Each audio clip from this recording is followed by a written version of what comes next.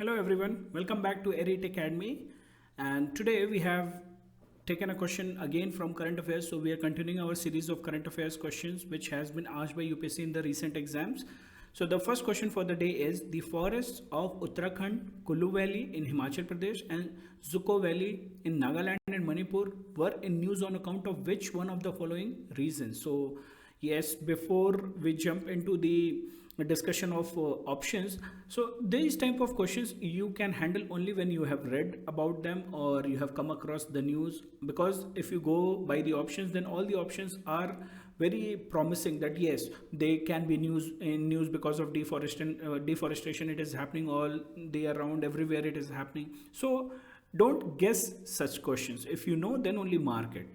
So here the answer is B, that is forest fire. And Uttarakhand, especially in from November 2020 to April 2021, witnessed 1,000 incidents of this forest fire.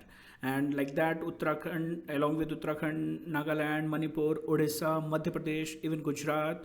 So April and May is the season when forest fires generally take place in various parts of the country because of certain natural conditions and anthropogenic activities. And it has been seen that 90% of time the forest fire will be there due to because of anthropogenic activities, and 10% time only it is because of the natural reasons. Okay, so this was in news why forest fires break out in spring and why they have been so frequent this year. And this is a news from 2021, and that time it was there in news with respect to Himachal Pradesh, Nagaland, Manipur border, Odisha, Madhya Pradesh, Gujarat. Okay, so according to State of Forest Report 2021, which is released by Forest Survey of India after every 2 years, so it says that approximately 20% of area of forest cover in India falls under highly and extremely fire prone category. So remember this data: 22% area of forest cover, not tree cover, forest cover in India falls under the highly and extremely fire prone zone of fire prone category according to State of Forest Report 2021. Okay, so the forest fires are increasing and it is a global event, especially in Australia. 2020 it was black summer, or you would have also come across the news of Arctic fires in 2020. So such incidents are increasing, and IPCC has analyzed in the 6th assessment report 2021 that wildfires are the weather which will be conducive for wildfires are hot conditions, dry conditions, windy conditions. Okay, so it is happening, it is increasing, and that too because of global warming it is further increasing. Okay, and there are certain natural conditions. So because of lightning, forest fire will happen. So lightning, if it is striking, then forest fire is happening. So dried leaves, pine needle, so pine forest is very much prone to forest fire. So pine needles are highly fire prone, and so pine forests are very prone to fires. And we in forest on forest floor we get dried twigs, leaves, dry grasses. There will be no fire lines. So even then, in that conditions, fire can spread up to very far locations, and it can be very wide, far and wide. Dead and decaying trees also, they add as a fuel for forest fire. Okay, now you know that in some parts of the country, because in order to collect mahua, or for the growth of mahua, for the localites, they will let this fire, and they are even party to it. Okay, so all these things are happening, and even for that government has taken a lot of action. So National Action Plan on Forest Fire is there, NAPFF 2018 is there, then MODIS, MODIS. So MODIS sensors are being used for real-time information gathering. Okay, so this way you should know. Now let's have a quick overview that how it was in news.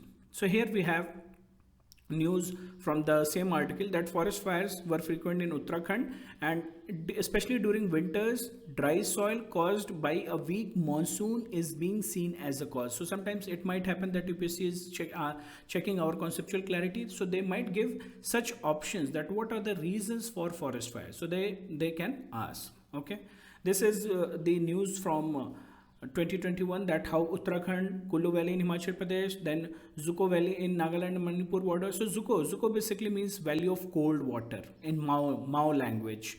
And with respect to Angami's Naga group, they call it Silent Valley. Okay, so there are another group, Metis in Manipur, they call it Valley of Flowers. So the name will vary because Valley of Flowers, because there is a rare pink lily, Lilium macleanide.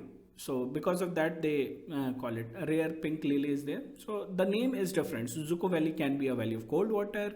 However, you should not know, but if anyways, just to make it interesting, you can remember it in this manner. Okay. Okay, this is the information of 2021. But what about 2022? Is it not happening? Is it the forest fires are not happening in 2022? Yes, it is happening. So here we have information from 2022.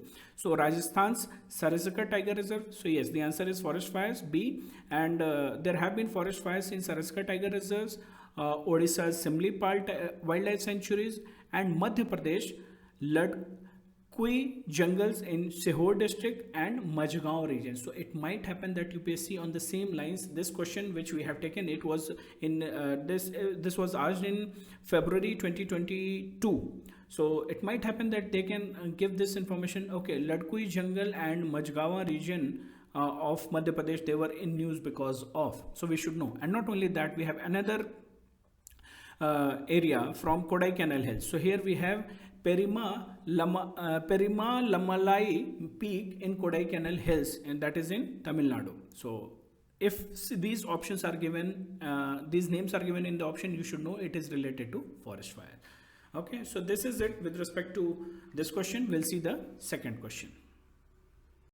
Okay, so we have this second question. In first, India is to export Brahmos missile too. So we have already discussed about Brahmos missile. Brahmos missile is a cruise missile, and now for the first time, India is going to export it to which country? So that has been asked. So if we have first, let's discuss about Brahmos missile. So this is Brahmos missile for us, and it is a joint collaboration between Russia and India, and it is capable of for being launched from land, sea, subsea, air, surface, and sea-based targets. So all those things can be done. Range, coming to the range of missile, originally it was 290 kilometers as per the obligation of MTCR, that is Missile Technology Control Regime. But following India's entry into the club, so India became a member of MTCR in June 2016. So you can remember 2016. Okay, after that we have been able to extend the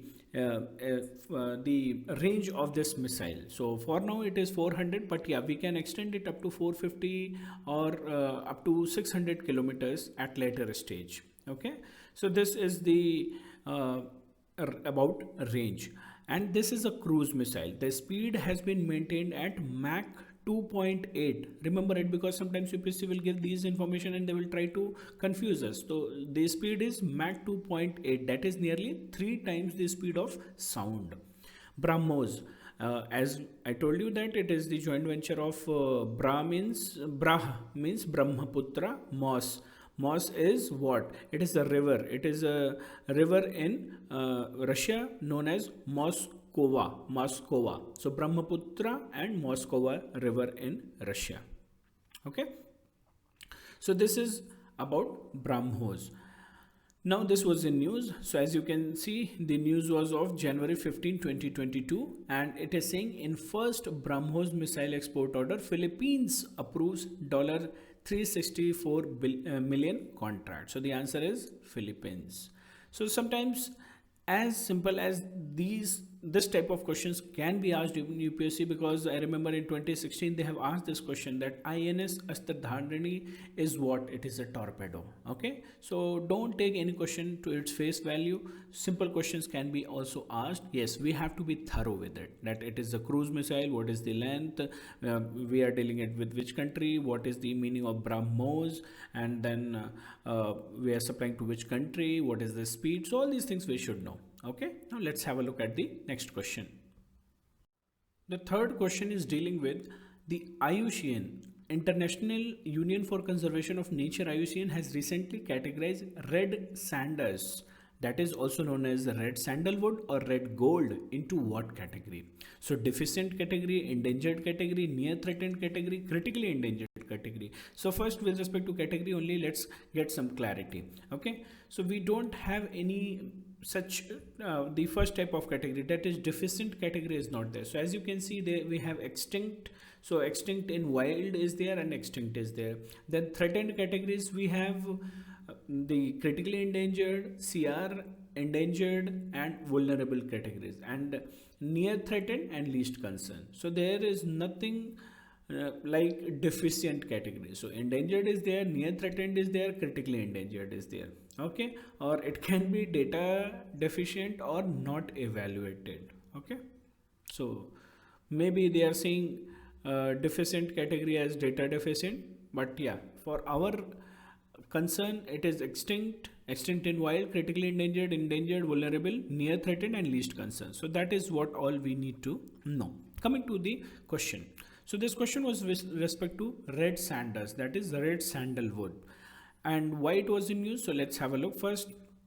So this is what our red sandalwood looks like, or red sanders look like. Okay, and with respect to the question, yeah, so another information is that first we should know that where all this red sanders will be produced. So especially it is coming from Andhra Pradesh, and that too there are specific districts, that is Kurnool district, it is there, Anandpur, they have started, they have introduced the plantation activity, Chittoor district, Kadapa, Nellore, Prakasham district is there. Okay, so this is about from where it is coming. So it is coming mostly from the eastern Ghats area, and that too it grows naturally in Andhra Pradesh and North Tamil Nadu. However, in wild it is also found in Karnataka, and it has a high price value. In China it is exported for making the furniture, musical instrument, and even in cosmetic products and Ayurveda it is used. Okay, and the value is very high. So one ton of this red sander can be somewhere in the range of 50 lakhs to 1 crore in the international market, and it takes around 60 to 80 years for red sanders tree to get mature. Okay, so this is what we should know. So it has a cosmetic and medicinal value importance as well for making woodcraft, musical instrument. And also one another important fact is here that this red sander is also important because it has the absorption capacity of absorbing the radiations in the nuclear plant. So it was found that the powder absorbs this particular tree red sander, it absorbs the nuclear elements also. So there it has been found that it has certain elements of thorium and all, but however it cannot be used as a the value is not so high that it can be used as a fuel in the plants, but it can absorb, so it can clean the nuclear affected site also, you can say. So in that aspect you can remember. Okay, next information, sometimes UPSC has habit of asking scientific name. So the scientific name of this red sander is Petrocarpus santa linus.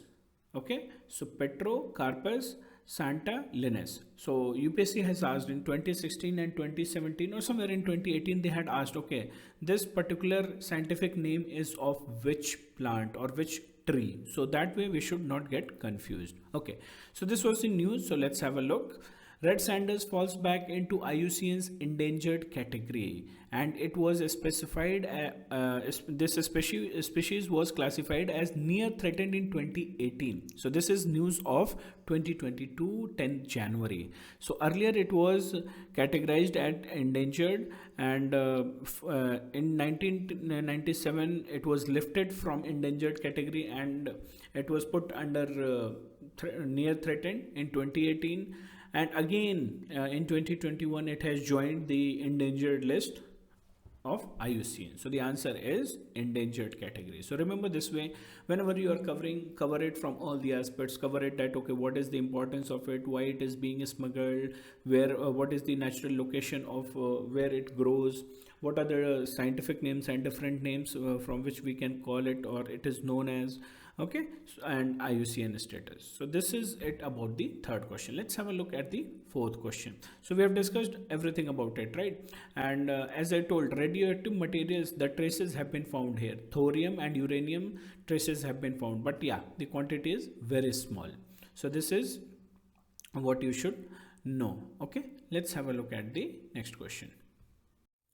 So this question is there. The government of India has decided to observe Veer Bal Diwas on. Yes, so this news was there in December 2021 and we are here in May 2022 and this question was asked somewhere in April or March 2022. So we would have definitely come across, because I remember that Modi ji announced this and we all are familiar with this. So Veer Bal Diwas, basically it was decided that it will be celebrated to pay respect to the courage of Sahibzades or Babas. Basically, they are the four sons of Guru Gobind Singh. He was the last Sikh Guru. So it was decided that we will pay homage to their courage. So while all four were martyred, the date has been chosen as it was the day observed as the martyr doom day of Sahibzade Zorawar Singh. So remember the names, Zorawar Singh and Fateh Singh. So they are also known as Baba Zorawar Singh and Baba Fateh Singh. So basically they were killed at very tender age, at the age of 6 and 9 in Sirhind by Mughal forces. And they were sealed alive in walls. So basically the Mughal forces, they asked them to convert themselves into Islam. So they opposed it and they told no, they will not go for it. So they were sealed alive in a wall. And these two great sons of Guru Gobind Singh, they preferred death instead of deviating from their noble principles of their own dharma, their own religion. Okay. So this is why this day has been chosen, and there is a story behind it that when Mughal forces attacked, they started moving out. Then these two kids, along with Mata Gujri, they were left out. Then somehow the news got leaked, and they were captured, and they were asked for conversion. They denied, so they were sealed alive. So this is the story. But yeah, we should know that why it is, because it is important from culture point of view, and Honorable Prime Minister has only announced it. So it was in news. Okay. Veer Bal Diwas to be observed on December 26th as a tribute to Guru Gobind Singh's son. This is the news from January 2022, and here we have the story. You can see the picture and you can visualize. The answer is 26th December. So how can you remember it? We have Bal Diwas, that is Children's Day, on 14th November. After that, in next month we have Veer Bal Diwas. Okay, so this way you can remember. So this is all for today's discussion. Hope today's questions were interesting and it will be helpful. At least you can think on these lines, that how UPSC is asking. So we will continue tomorrow with the next round of current affairs questions. So revise very well, take care, and yes, in order to improve your productivity, watch the video which we have recently released. Take care, bye bye.